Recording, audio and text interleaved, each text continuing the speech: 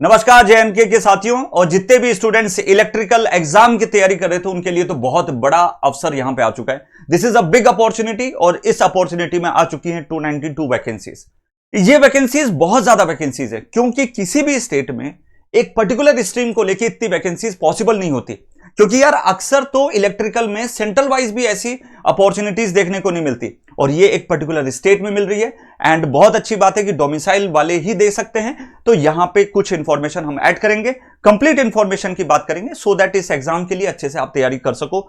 Expected exam date क्या हो सकती है, सिलेबस, एग्जाम पैटर्न, जो मोस्ट वेटेज सब्जेक्ट है, सबके बारे में यहां बात करेंगे। तो एक एक करके स्टार्ट करते हैं। Myself Ravin Jangid and welcome to Master Plus Education. यहां पे यदि बात करेंगे तो टोटल जो है वो 292 वैकेंसीज है, जिसके अंदर JNK power transmission corporation 92, Jammu power distribution corporation limited 60, Kashmir power distribution corporation 129, JNK power corporation 11, तो टोटल हो गई 292। तो अच्छी खासी वैकेंसीज हैं, हर डिपार्टमेंट में अच्छी खासी वैकेंसीज हैं। नेक्स्ट यदि बात करें तो फॉर्म फिलिंग का जो सबमिशन है बेटा वो कब से स्टार्ट होगा, 8 तारीख से 8 मार्च से स्टार्ट है एंड 7 अप्रैल तक चलेगा, तो लगभग आपको 1 महीने का समय मिला। तो जितने भी स्टूडेंट्स फॉर्म फिलिंग करने जाएंगे तो एक चीज का जरूर ध्यान रखें कि कैसे भी करके इसके अंदर दिए हुए जितने भी डॉक्यूमेंट्स है वो प्लीज अच्छे से रखना, क्योंकि ये बहुत जरूरी पड़ता है और बहुत सारे बच्चे ठीक है गलती कर बैठते हैं, तो इस चीज का ध्यान रखें जरूर, ठीक है ना। नेक्स्ट यदि बात करें तो सीम ऑफ एग्जामिनेशन विल बी कि ऑब्जेक्टिव टाइप का होगा। अभी इसका जो प्रॉपर इंटीमेशन है वो अभी नेक्स्ट जो सर्कुलर जारी होगा उसके अंदर दिया जाएगा, बहुत जल्दी, है ना। सो मल्टीपल चॉइस क्वेश्चन है, question will be set in English और कोई लैंग्वेज में नहीं होंगे, केवल और केवल इंग्लिश में होंगे। और क्वेश्चन का जो लेवल है प्रीवियस ईयर पेपर के अकॉर्डिंग बहुत अच्छा है, बहुत अच्छा लेवल है, ठीक है। बट उसको है सेलेक्टिव पढ़ना पड़ेगा, ठीक है। नेगेटिव मार्किंग होगी, 1/4 नेगेटिव मार्किंग है। तो पहले इंटरव्यू भी होता था बट ये इंटरव्यू का सिस्टम झंझट जो है वो हटा दिया। तो भाई ये बहुत बड़ी अपॉर्चुनिटी है, क्योंकि इंटरव्यू के कारण कई बच्चे बेचारे रह जाते थे एंड ये प्योर टेक्निकल, प्योर पढ़ाई पे डिपेंड है। अच्छे से पढ़ो, नेगेटिव मार्किंग पे मतलब क्वेश्चन की एक्यूरेसी पे कमांड करो, पक्का सिलेक्शन हो जाता है। अब सबसे इंपॉर्टेंट चीज है कि मोस्ट वेटेज सब्जेक्ट क्या है, तो एक एक करके सिलेबस देखते हैं। सबसे इंपॉर्टेंट चीज स्टार्ट करते हैं इलेक्ट्रिकल सर्किट एंड फील्ड्स। यदि मैं बात करूं तो यहां पे कंसेप्ट, रेजिस्टेंस, जो बेसिक पूरा इलेक्ट्रिकल का है वो सब कुछ इसके अंदर आता है। मोस्टली ये आपका एसएससी जेईई के अंदर भी सेम सिलेबस देखने को मिलता है। यहां पे आप देख सकते हो circuit laws, Ohm's law, source conversion और पूरी नेटवर्क थ्योरम्स वगैरह पूरे सब कुछ आ रहे हैं। सब कुछ आपको इसमें पढ़ना पड़ेगा। 3 phase, ampere, biot, savart's, inductance, dielectric constant, मतलब magnetism and electrostatics as well as the electromagnetic field theory वगैरह बहुत सारे अच्छे क्वेश्चन आते हैं। तो प्रीवियस ईयर के अंदर ये क्वेश्चन देखने को भी मिले। 15 मार्क्स का आता है, ओके। नेक्स्ट बात करें कंट्रोल सिस्टम, जो एक्चुअली 10 मार्क्स का आ रहा है ना। और ये बहुत बड़ी बात है कि कंट्रोल सिस्टम से सेंट्रल लेवल पे भी इतने क्वेश्चन नहीं आते यार, है ना। तो कंट्रोल सिस्टम पे भी आपको कमांड करना पड़ेगा। जो लोकेट सर डील करते हैं basic control system, components, open loop and close loop system, ठीक है, स्टेबिलिटी एनालिसिस, और इसके बेस पे आते हैं। तो ज्यादा गेट लेवल पे इन डेप्थ नहीं जाना है, बेसिक लेवल पे रहना है और आराम से क्वेश्चन को कंप्लीट करना है। 2 घंटे का पेपर होता है। नेक्स्ट यदि बात करें इलेक्ट्रिकल एंड इलेक्ट्रॉनिक मेजरमेंट, जो मैं डील करता हूं, आप मेरे प्रीवियस लेक्चर्स भी देख सकते हैं। तो किस लेवल ऑफ तरीके से मैंने इसको कवर किया है एंड बच्चों ने बहुत प्यार दिखाया इस सब्जेक्ट को। और आप एक बार चैनल पे विजिट करेंगे तो आपको खुद आइडिया लगेगा।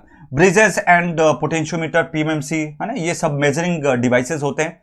अब इसमें आजकल बड़ा चलन है कि पावर एनर्जी और पावर फैक्टर को मेजर करना। इस पे हर एक एग्जाम में, चाहे कोई भी स्टेट या सेंट्रल एग्जाम आप उठा लो, ऑसिलोस्कोप मतलब जो सीआरटी डिस्प्ले वगैरह होता है, ठीक है, सीआरओ होता है, इसके बेस पे भी अच्छे क्वेश्चन आते हैं। ट्रांसड्यूसर में बड़े परेशान होते हैं बच्चे, बट मैं इसको बहुत सिंप्लीफाई करके हमेशा पढ़ाते हुए आया हूं, ठीक है। तो आप लोगों के लिए इस बार भी हमने अपने बैच के अंदर ये सब चीजें प्लान की है, बहुत ही सुचारू रूप से इसको कंप्लीट करेंगे, क्लियर। और इसका वेटेज कितना है, 15 मार्क्स। ये तो भाई साहब जैसे बाकी सब सब्जेक्ट तो फिर भी है ना अच्छा खासा वेटेज रखते हैं, बट मेजरमेंट को हमेशा कम रखा जाता है। बट जेएनके इस एग्जाम के अंदर, जेडब्ल्यूएसबी एग्जाम के अंदर 15 मार्क्स रखा गया। और सबसे अच्छी बात बताऊं कि 15 में से 15 स्कोर कर सकते हो, 15 में से 15 स्कोर कर सकते हो।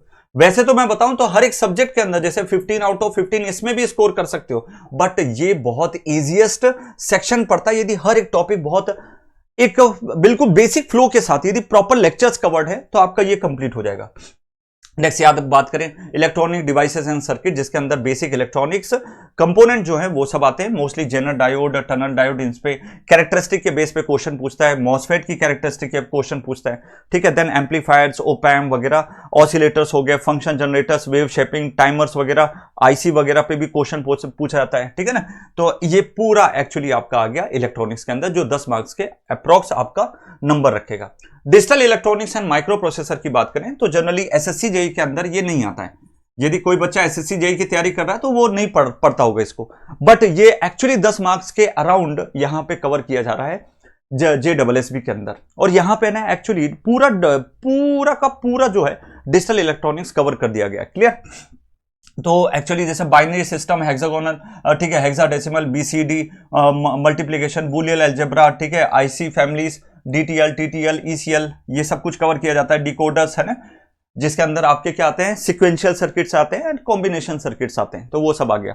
देन सबसे खतरनाक चीज जो आती है माइक्रो प्रोसेसर, जो बच्चे बहुत ज्यादा डरते हैं और एक्चुअली थोड़ा बेसिक रूप से और अच्छी कंटेंट को यदि आप पढ़ रहे हो तो 2 से 3 क्वेश्चन इसके आपको मिल ही जाएंगे, है ना। तो इसको भी अच्छे से प्रिपेयर करके रखते हैं।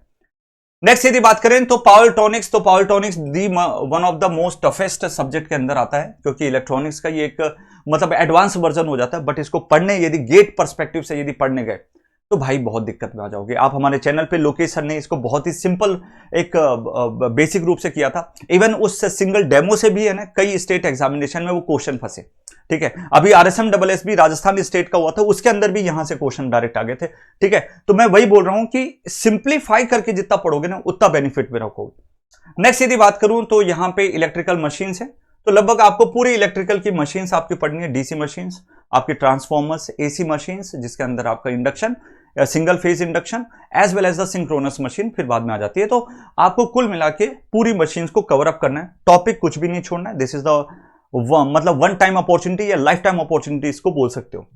नेक्स्ट यदि बात करें पावर सिस्टम, जिसको मैं हैंडल करता हूं, और लगभग यहां पे ऐसा कोई टॉपिक नहीं है जो उन्होंने छोड़ा हो, ठीक है ना।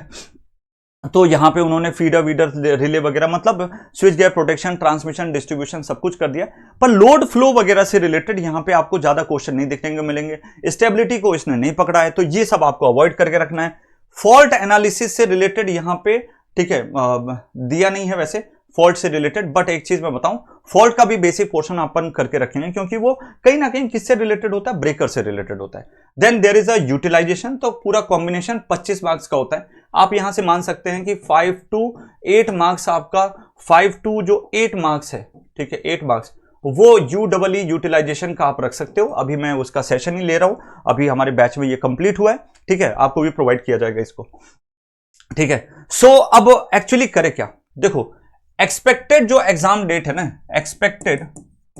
एक्सपेक्टेड एग्जाम डेट, तो एक्सपेक्टेड एग्जाम डेट आपकी कितनी है, मैं आपको बता देता हूं, जून एंड जुलाई आपको मान के रखें, क्योंकि अभी 2 से 3 सर्कुलर और आएंगे for the intimation of the further information regarding this examination, but क्योंकि आपको एग्जाम की तैयारी अभी स्टार्ट करनी है तो टाइम ज्यादा बचा नहीं है। So start your preparation with considering the June and July approximate date, और इसीलिए हम आज लॉन्च कर रहे हैं 9 PM पे, ठीक है, 9 PM पे एक बहुत प्यारा बैच लॉन्च करने जा रहे हैं, न्यू बैच है बिल्कुल, और उसमें मैं और लोकेश सर आपको बताएंगे कि किस तरीके से इस बैच के अंदर आपको इनरोल करना है। दूसरी चीज, कैसे हमने यहाँ पे उस पर्टिकुलर टॉपिक्स को कवर कर रहे हैं, क्या क्या चीजें हमने प्रोवाइड की हैं, हर एक चीज हम यहाँ पे बताएंगे।